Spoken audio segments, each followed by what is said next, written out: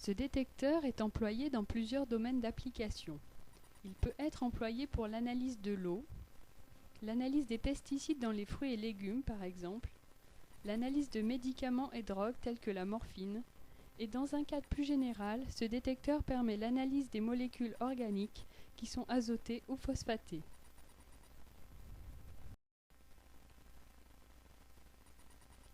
Un détecteur azote-phosphate contient deux électrodes, une électrode de polarisation et une électrode collectrice. Le design du détecteur NPD est similaire à celui du FID. La différence entre un FID et un NPD réside dans la présence d'une perle de sel alcalin dans la bobine chauffante. Elle enflamme le dihydrogène, entraînant la formation d'un plasma froid.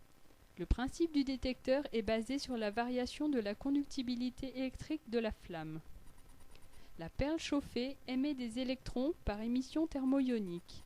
Ils sont collectés sous un potentiel de quelques volts par une anode appropriée, créant un courant de fond.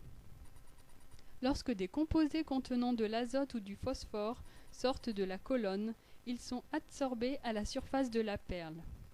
La quantité d'électrons émis augmente ainsi que le courant collecté à l'électrode. Le gaz vecteur de choix est l'azote, mais l'hélium est souvent utilisé, surtout quand d'autres détecteurs sont installés sur le GC.